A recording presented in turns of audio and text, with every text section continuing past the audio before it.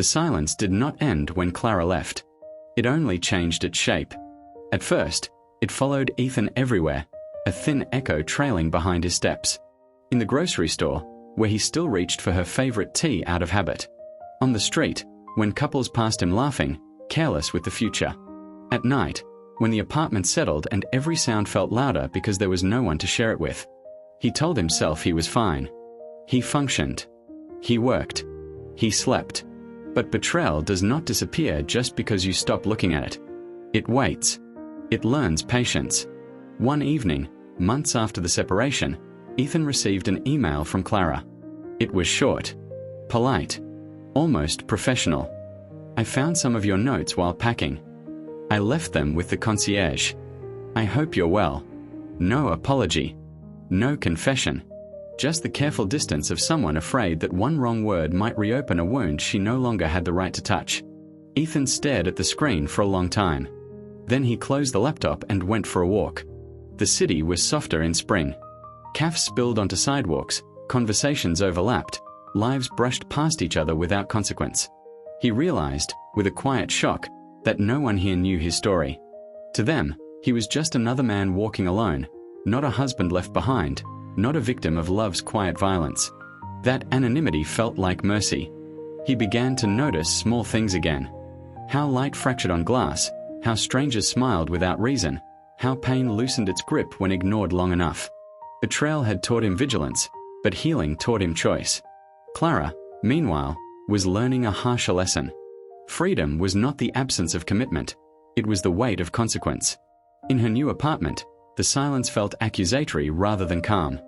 There was no one to lie to, no one to deceive except herself. Marcus was gone, Ethan was gone, and what remained was the uncomfortable truth she had avoided. She did not know who she was without being wanted. Some nights, she replayed conversations in her head, rewriting them with braver versions of herself. In those versions, she spoke honestly sooner. In those versions, she chose discomfort over betrayal. But imagination offers no refunds. Weeks later, fate intervened with cruel timing. Ethan saw Marcus by accident. It happened on a crowded subway platform, the kind of place where paths intersect without warning. Ethan noticed him first by voice, a familiar tone he had once heard in a voice note he never played. Marcus stood a few feet away, distracted, scrolling through his phone, unaware that the past was breathing the same air. Ethan's body reacted before his mind did. His chest tightened, pulse sharp and fast. This was the man who had stepped into the space Ethan had trusted to remain sacred. The man who had been careful, understanding, patient, everything betrayal often pretends to be. Marcus looked up.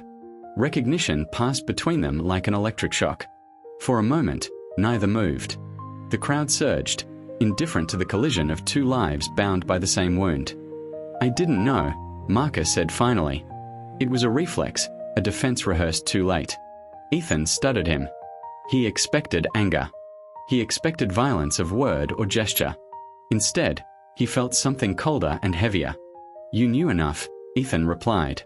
The train arrived, cutting the air between them. Marcus hesitated, then stepped back. I'm sorry, he said, and this time it sounded like truth. Ethan nodded once. Not forgiveness. Not absolution. Just acknowledgement. When the doors closed, Ethan realized his hands were steady. The encounter had not reopened the wound. It had confirmed something important. The power had shifted. He went home lighter than he expected. Clara never learned about that meeting. Some knowledge arrives too late to matter. What she did learn, slowly and painfully, was that betrayal does not end when it is discovered. It continues in the small ways. How trust fractures future relationships, how every promise sounds conditional, how mirrors become uncomfortable places. She tried dating. She tried honesty. But guilt has a way of announcing itself even when unspoken. People sense the distance in her, the hesitation behind her smiles. One night, unable to bear it, she wrote Ethan another message. This one longer. Messier. Real. I don't expect forgiveness. I just want you to know that I see now what I destroyed. Not just us, but you. I live with that every day. Ethan read it once. Then again. He did not reply. Not because he was cruel, But because closure is not something one person grants another, it is something earned internally, or not at all. Time passed. Slowly. Inevitably. Ethan met someone new, not with fireworks, but with ease. A woman who asked questions and waited for real answers. Someone who understood that love is not proven by intensity, but by consistency. He told her his story when he was ready, not to warn her, but to be known. Clara learned to sit with her choices, to stop rewriting the past and start living with it honestly. Regret became a companion, not an enemy, painful, but instructive. They never reunited. They never needed to. Because betrayal, once fully faced, does not always end in hatred or revenge. Sometimes, it ends in clarity, in the quiet understanding of who we were, who we hurt, and who we must become so we never do it again. And the silence between them, once so full of lies, finally learned how to tell the truth. By the time the first lie was spoken, it didn't sound like a lie at all. It sounded like love clearing its throat. Ethan believed in patterns. He believed that if you watched a person long enough, you learned the rhythm of their honesty. The pauses, the breathing, the way their eyes returned to you when the truth was finished. Clara had always had a gentle rhythm. She spoke carefully, as if words were fragile things that could bruise if mishandled. For 8 years, that rhythm had been the steady pulse of their marriage. Then one autumn evening, she came home late. Not dramatically late. Not the kind of late that calls for panic or accusations. Just late enough to disturb the pattern. She left her coat on the chair instead of hanging it, kissed him on the cheek instead of the lips, and said, "Traffic was terrible," with a smile that arrived a fraction of a second too soon. Ethan noticed. He always noticed. But love teaches you to forgive before you verify. The city outside their apartment was already shedding itself for winter. Leaves pressed flat against wet pavement like forgotten letters. Inside, the kitchen light hummed softly as Ethan stirred soup that no longer mattered. Clara moved through the room like someone rehearsing normalcy. She asked about his day. She laughed in the right places. She didn't ask why he was quiet. That night, when she slept facing away from him, Ethan told himself it was nothing. Everyone turns away sometimes. The second lie came wrapped in kindness. "You should go visit your brother this weekend," Clara said over breakfast 2 days later. "You've been working too much." It was thoughtful. Almost tender. Ethan hesitated, spoon hovering over his coffee. Clara met his gaze and smiled. Steady, warm, practiced.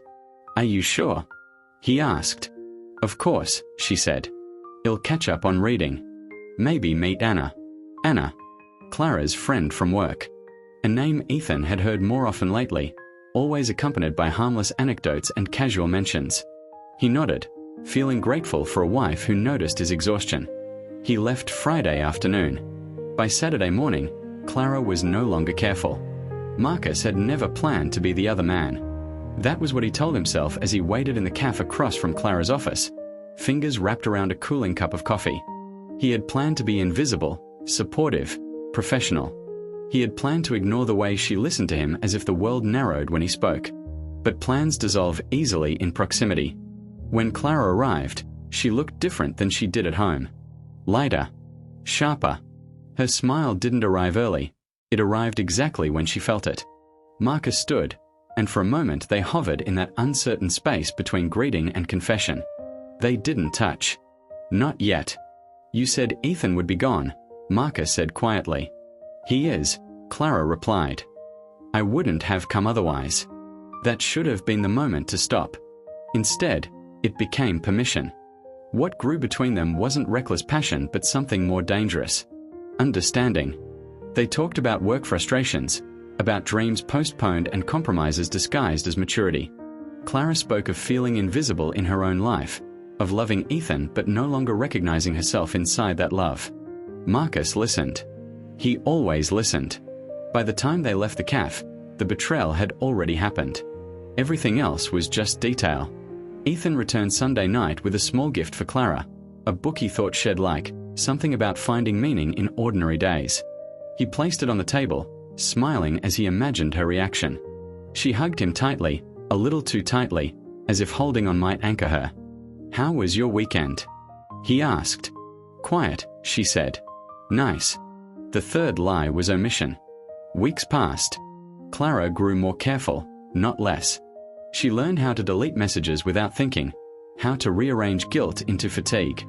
Marcus became a separate life, folded neatly between meetings and errands. They never spoke of the future. That was the rule. No promises, no endings. But rules, like patterns, exist to be broken. It was Anna who noticed first. She watched Clara laugh at her phone, saw the way her shoulders tensed when Ethan's name appeared. One evening, over wine that tasted too sharp, Anna asked the question that had been circling for weeks. "Are you happy?" Clara stared into her glass.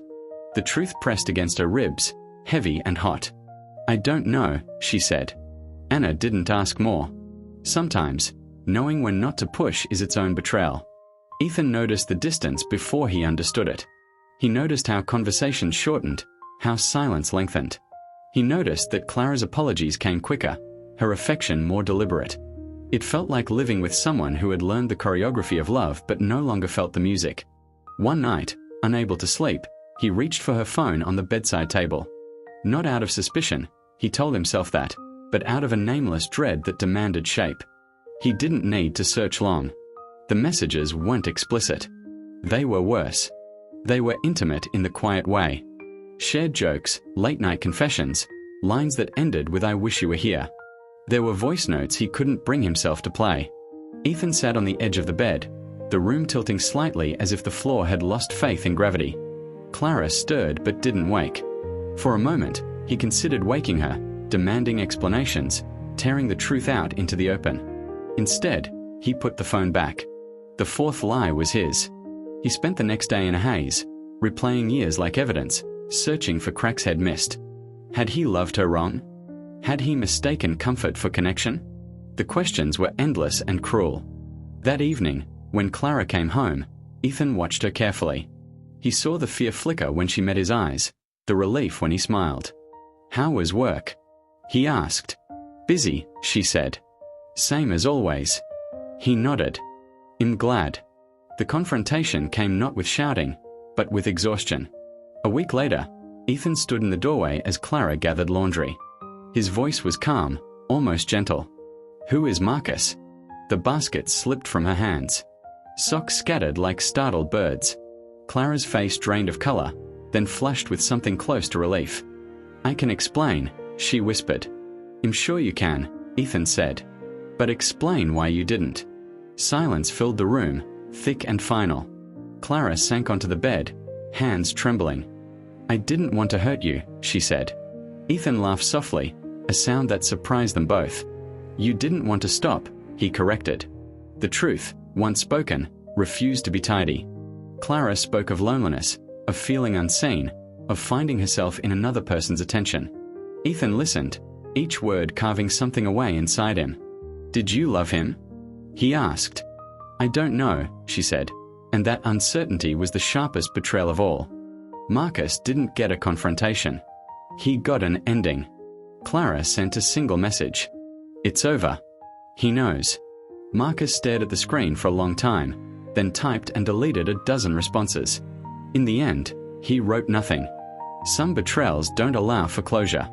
The days that followed were strangely polite. Ethan and Clara moved through the apartment like respectful strangers. They discussed logistics, schedules, practicalities. They avoided memories. On the final night before Clara moved out, they sat on opposite sides of the couch. The city hummed outside, indifferent and alive. "I never meant to betray you," Clara said quietly. "I know," Ethan replied. "That's what makes it worse." She cried then, silently, shoulders shaking. Ethan didn't move to comfort her. He had learned that love, once broken, cannot be used as a bandage.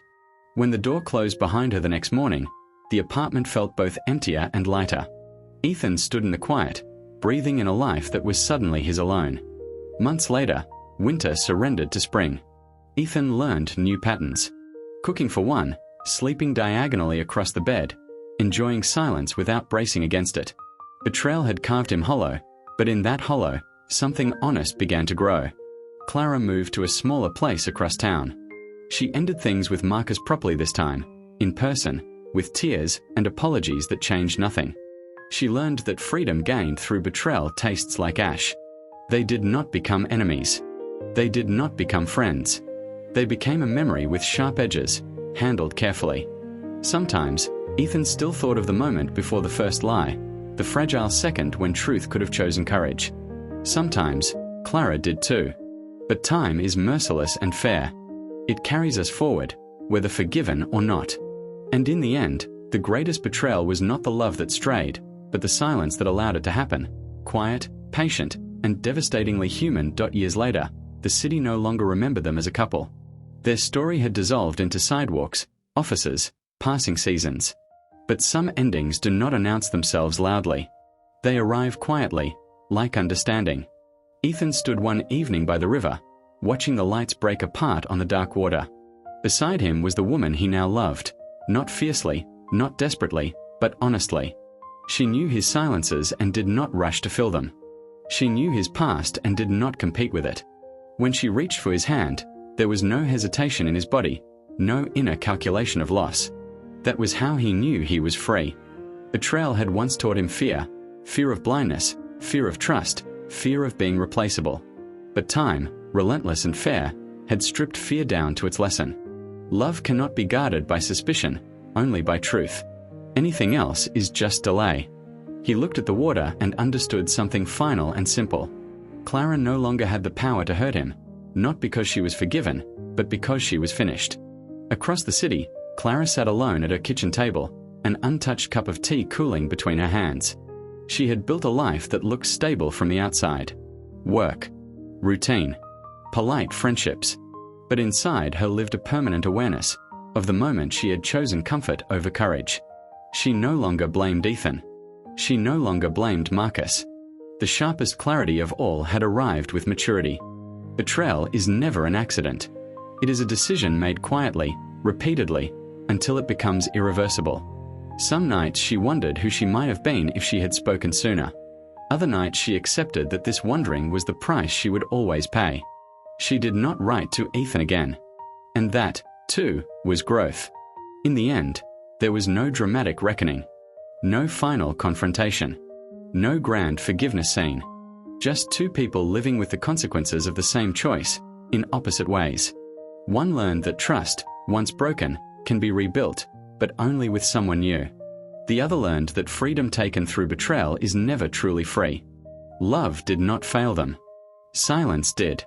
And when silence was finally broken, it was already too late to save what mattered. That was the final truth. And it was enough that there is a lie people like to believe, that betrayal defines the rest of your life. It doesn't. What defines it is what you do after the truth is known. Ethan sometimes remembered Clara without bitterness now. Not with longing either. Just as one remembers a former language once spoken fluently and then forgotten. It had shaped him, yes, but it no longer spoke through him. When he laughed, it was unguarded. When he loved, it was without bargaining. The scar remained, but it no longer hurt to touch. Clara learned to live without expecting absolution. She stopped searching for signs that she was forgiven and focused instead on becoming someone who would not repeat the same quiet cruelty. Some lessons arrive only once. Some arrive too late. Both still count. They never crossed paths again. But on rare evenings, when the city softened and the air grew still, each of them felt the same distant understanding. Betrayal ends relationships, not lives. What comes after is not punishment or reward. It is simply truth, lived without disguise. And that, finally, was the ending neither of them could escape or undo.